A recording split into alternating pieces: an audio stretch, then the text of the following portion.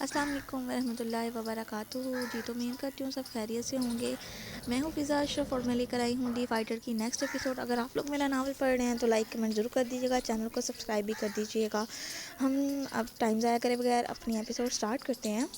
وہ اپنے کمرے کی بالکنی میں بڑی کرسی پر اپنی دونوں کونیاں سامنے ٹیبل پر رکھے دونوں ہاتھوں کی انگلیوں کو ایک دوسرے کے ساتھ پیوست کیے ٹھوڑی کے نیچے ٹکائے بیٹھا تھا اور آسمان کی طرف چاند کو دیکھ رہا تھا۔ نظریں ہنوس آسمان کی طرف تھی اور ذہن میں کئی سوال تھے۔ کہاں گئی وہ لڑکی؟ کون تھی؟ اب کہاں ہوگی؟ دوبارہ کیوں نہیں دکھی؟ بس یہی سوال اس کے ذہن میں گونج رہے تھے۔ ہر لڑکی کو نظر انداز کرنے والا وہ 25 سالہ شہویر سکندر، 6 فٹ قد، چھوٹی مگر دلکش آنکھیں، براؤن ہلکے گنگرالے بال، خوبصورت ہونٹ اور گالوں میں پٹے ڈمپل جو اس کی ہلکی داڑھی میں مسکراتے ہوئے نمایاں ہوتے تھے۔ مشہور نیورولوجسٹ اور دماغ کا ڈاکٹر، اس کا دل آیا بھی تو اس نازک جان 17 سال کی لڑکی پر ماضی 1 سال پہلے وہ اپنے دوستوں کے ساتھ پارک گیا تھا۔ اس کو کال آئی تو وہ دوسری طرف آیا۔ بات کرتے ہوئے اس کی نظر ایک لڑکی پر پڑی۔ وہ سیاہ رنگ کی فراک میں ملوث تھی، ملٹی شیڈ کا دوپٹہ کندھوں پر ڈالا ہوا تھا، دونوں ہاتھ منہ پر رکھ کر گول گول گھوم رہی تھی۔ میرون رنگ کے گھیرے میں اس کے پاؤں چاند کی طرح چمک رہے تھے، گہرے کالے بال کمر کے درمیان تک آ رہے تھے۔ شہویر کو پہلی بار کسی لڑکی کو دیکھنے کی حسرت ہوئی تھی۔ جب اس لڑکی نے اپنے چہرے سے ہاتھ ہٹایا تو وہ بس دیکھتا ہی رہ گیا۔ ارے ہم انتظار کر رہے ہیں اور تو یہاں کھڑا ہے۔ شہویر کا دوست اس کے کندھے سے اپنی طرف کٹتا ہے۔ ہاں وہ بس میں آ ہی رہا تھا۔ شہویر ہڑبڑا گیا۔ کیا بات ہے؟ اس کا دوست اسے جانتی نظروں سے دیکھتے کہتا ہے، کچھ نہیں، تم چلو میں آتا ہوں۔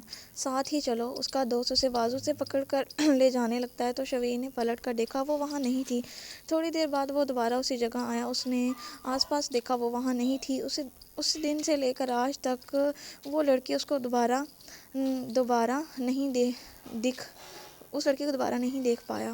حال لو بھیا، گرم گرم چائے۔ میرے ہاتھ کی بنی ہوئی۔ المی ٹرے کو ٹیبل پر رکھ کر کہتا ہے پر اس نے سنا ہی نہیں۔ وہ اب بھی آسمان کی طرف دیکھ رہا تھا۔ ہیلو، میر نے اس کے سامنے ہاتھ لہرایا۔ تم کب آئے؟ شہویر آگے کو ہو کر بیٹھا اور اپنے بھائی سے پوچھتا ہے۔ وہ اس کی موجودگی سے لا علم تھا۔ میں تو کب کا آیا ہوں، پر آپ یہاں نہیں تھے، کس کے خیالوں میں کھوئے ہوئے تھے؟ میر نے آئی برو جھکا کر کہا۔ میں کسی کے خیالوں میں نہیں، تم گم تھا، بس چاند کو دیکھ رہا تھا۔ شہویر نے چائے کا مگ پکڑ کر کہا۔ سچ کیا ہے؟ آپ کی آنکھیں بتا رہی ہیں۔ لگتا ہے کسی نے آپ کے دل پر بھی دستک دے دی ہے۔ میر نے مسکراتے ہوئے کہا۔ ہاں یار، آ تو گئی ہے پر اب مل نہیں رہی۔ شہویر نے افسردگی سے کہا۔ مل نہیں رہی مطلب؟ میر کو اس کی بات عجیب لگی تھی۔ یار وہ ہی جسے میں نے پارک میں دیکھا تھا۔ کیا بھیا، وہ 1 سال پہلے والی؟ آپ بھولے نہیں اسے؟ میر کو یاد آیا، شہویر نے اسے بتایا تھا، وہ اپنے بھائی کو سب بتا دیا کرتا تھا۔ کیا کروں، بھولا ہی نہیں جا رہا۔ شہویر نے اداسی سے کہا۔ کمال ہے، دماغ کے ڈاکٹر ہو کر ایک لڑکی کو دماغ سے نہیں نکال سکتے۔ میر نے طنزیہ کہا تھا۔ اپنے معاملے میں کمزور ہوں، دل دماغ پر حاوی ہو جاتا ہے، وہ نکلتی ہی نہیں دل سے۔ بس مجھے وہ چاہیے۔ شہویر نے آسمان کی طرف دیکھ کر کہا تھا۔ بھائی پریشان نہیں ہو، میں دعا کروں گا، انشاءاللہ مل جائے گی۔ میر نے اس کے ہاتھ پر اپنا ہاتھ رکھا، اسے اپنے بھائی کی آنکھوں میں اداسی صاف نظر آ رہی تھی۔ چل بس مجنوں کی اولاد، چائے پی لے، ٹھنڈی ہو جائے گی۔ مجنوں کی اولاد؟ ہاں نا، دیکھ اپنا چہرہ ذرا۔ میر نے اس کے سامنے اپنا موبائل کیا۔ شہویر نے دیکھا، اس نے فنی فلٹر لگایا تھا۔ میر، شہویر نے اسے غصے سے کہا تو وہ اپنا موبائل لے کر بھاگا۔ یہ سیریس نہیں ہو سکتا۔ شہویر مسکرایا اور چائے کا مگ لبوں سے لگایا۔ وہ ٹھنڈی ہو گئی تھی۔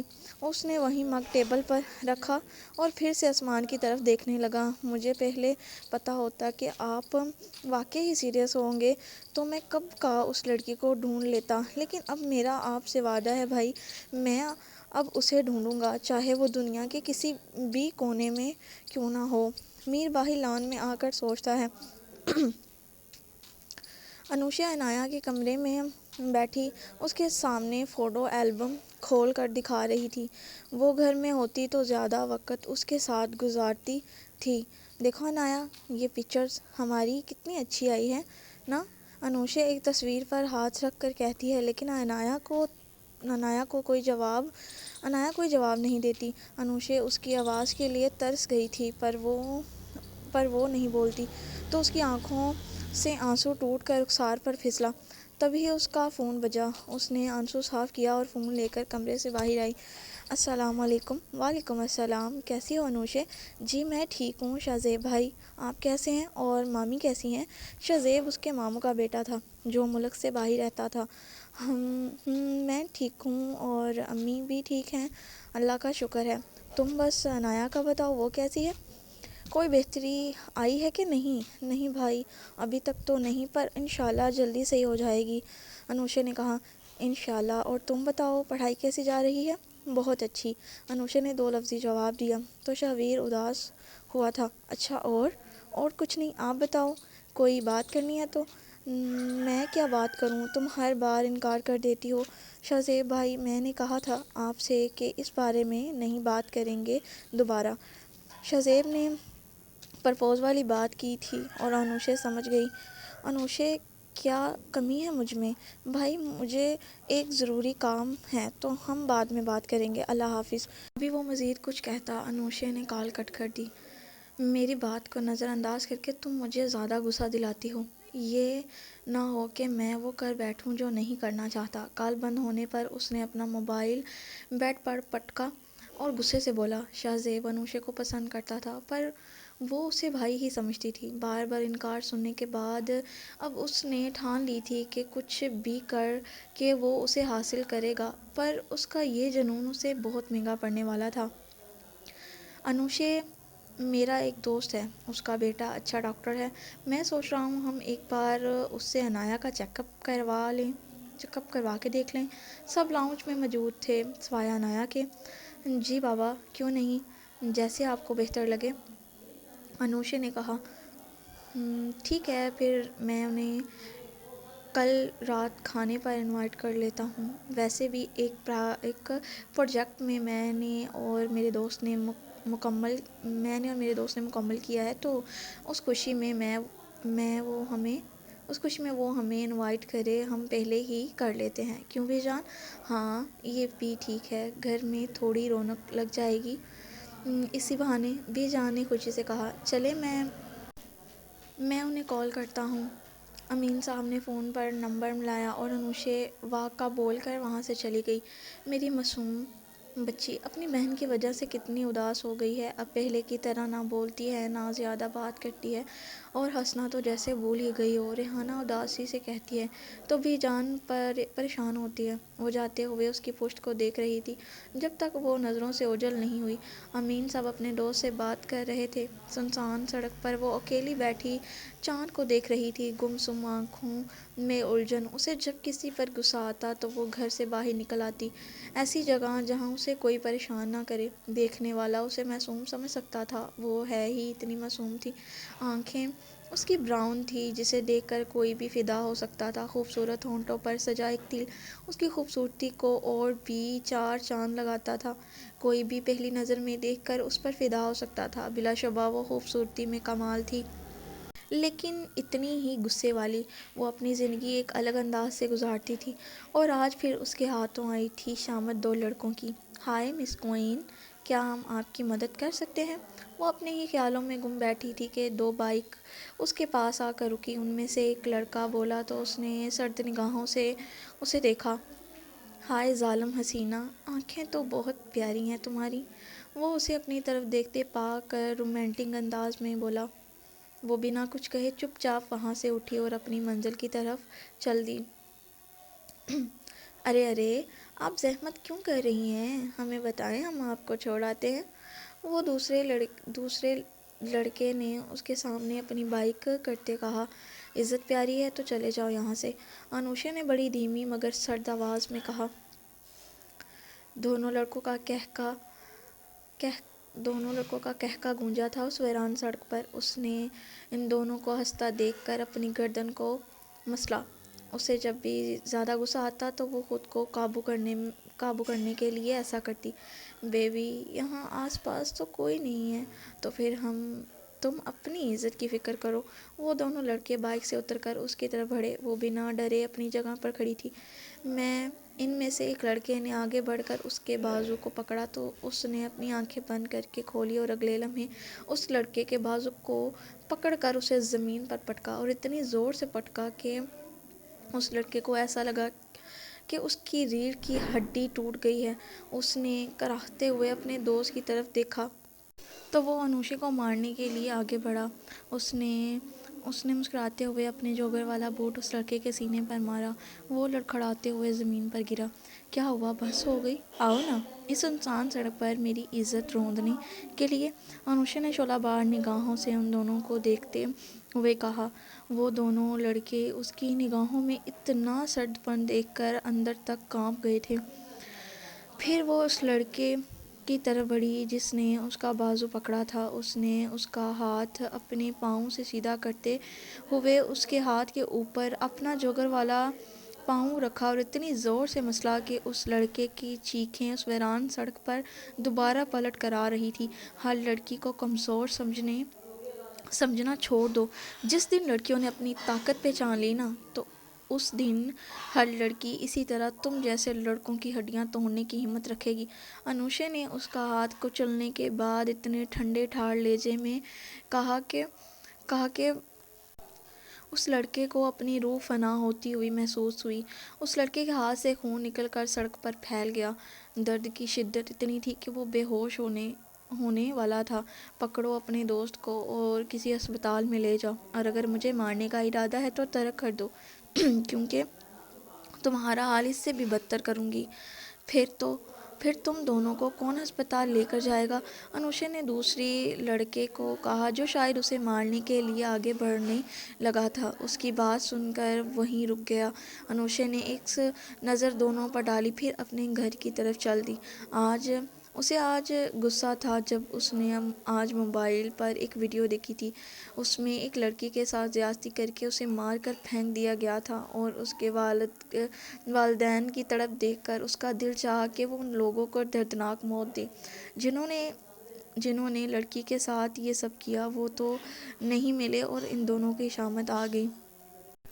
اگلے دن انوشا لیکچر ختم ہونے پر کلاس سے باہر آئی۔ اس کے ساتھ اس کی دوست حیا بھی تھی۔ سامنے ڈولی اور اس کی دوستیں کھڑی تھیں۔ آئزل نہیں تھا، وہ اس دن کے بعد آیا ہی نہیں۔ انوشا نے انہیں دیکھا تو وہ نظریں جھکا گئی۔ حیا مسکرائی۔ وہ ان کے پاس سے گزری تو کسی کی آواز آئی، ایکسکیوز می مس انوشا۔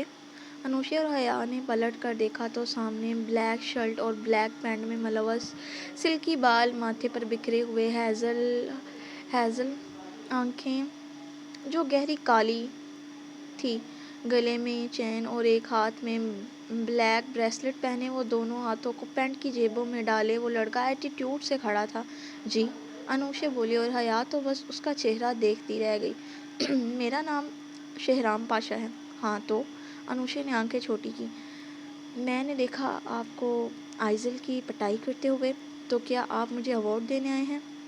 انوشا ایٹیٹیوڈ سے بولی تو شہرام کو غصہ آیا تھا۔ نہیں، آپ کو محتاط کرنے آیا ہوں۔ کس سے؟ حیا ایک دم بولی۔ آئزل کے بھائی سے، وہ بہت خطرناک ہے۔ اوہ اچھا، شکریہ بتانے کے لیے۔ چلو حیا۔ وہ اسے کہہ کر اپنے دوست کا ہاتھ پکڑ کر چل پڑی۔ شہرام اس کے یوں جانے سے دانت پس کر رہ گیا۔ وہ اپنے غصے کو قابو میں کرتے ہوئے دوسری طرف چل دیا۔ ارے رکو تو، اس کی بات تو سن لو، ہو سکتا ہے سچ بول رہا ہو۔ حیا اس کے ساتھ چلتے ہوئے کہتی ہے۔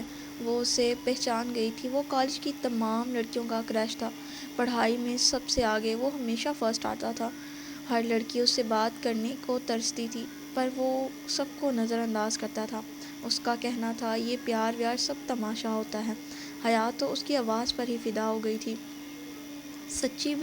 سچ بھی ہو تو مجھے کوئی فرق نہیں پڑتا، میں دیکھ لوں گی، تم فکر نہیں کرو۔ انوشا تم سمجھ نہیں رہی، میں سب سمجھ رہی ہوں۔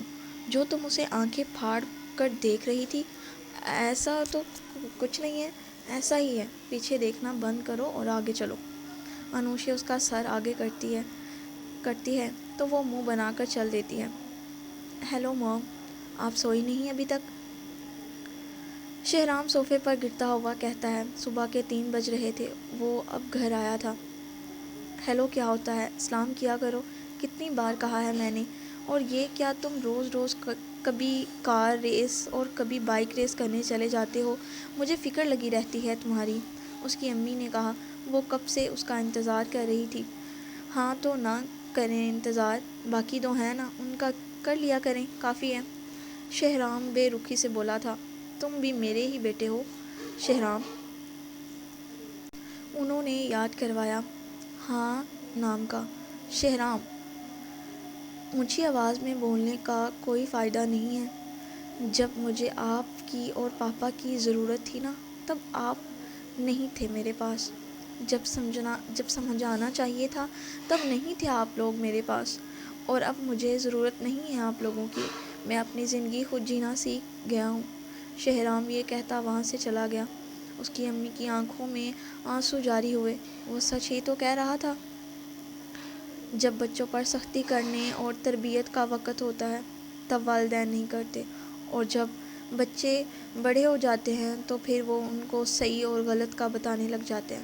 پھر کیا وہ حق سمجھیں گے؟ اگر بچوں کی شروع سے تربیت صحیح کی ہو تو بعد میں پچھتانا نہیں پڑے گا۔ شہرام اپنے لیے کافی بنا کر کمرے میں آیا۔ ادھر ادھر دیکھا تو اس کا ہیپی نہیں تھا۔ ہیپی اس کا ڈاگ تھا جو پیومرینین تھا۔ پیومرینین بہت چھوٹے اور ہلکے پھلکے کتے ہوتے ہیں جن کے بال گھنے اور پھولے ہوئے ہوتے ہیں، جو انہیں ایک چھوٹی سی گدھ جیسا دکھاتے ہیں۔ اگرچہ یہ کئی رنگوں میں پائے جاتے ہیں، سفید پومرینین بھی ہوتے ہیں جو بہت نایاب اور خوبصورت لگتے ہیں۔ ان کی آنکھیں سیاہ اور ذہین ہوتی ہیں اور ان کی چھوٹی سی ناک انہیں مزید پیارا بناتی ہے۔ یہ بہت چست، متحرک اور بعض اوقات تھوڑے شرارتی بھی ہوتے ہیں۔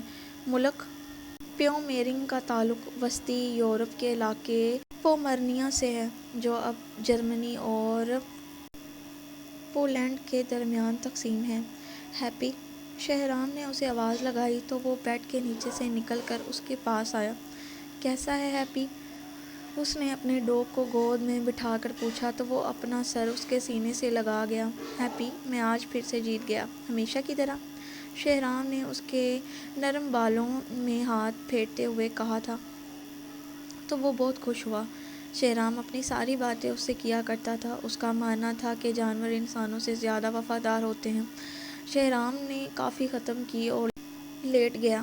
اسے کسی کی پرواہ نہیں ہوتی، لیکن پھر بھی آج اس نے کیوں انوشی کو محتاط رہنے کو کہا تھا، اس بات کی سمجھ اسے خود نہیں آ رہی تھی۔ اگر وہ کسی مصیبت میں پڑ گئی تو مجھے اس پر نظر رکھنی ہوگی۔ وہ لوگ بہت خطرناک ہیں۔ وہ ایک لڑکی ہے اور میں اس کی عزت کو کچھ نہیں ہونے دوں گا۔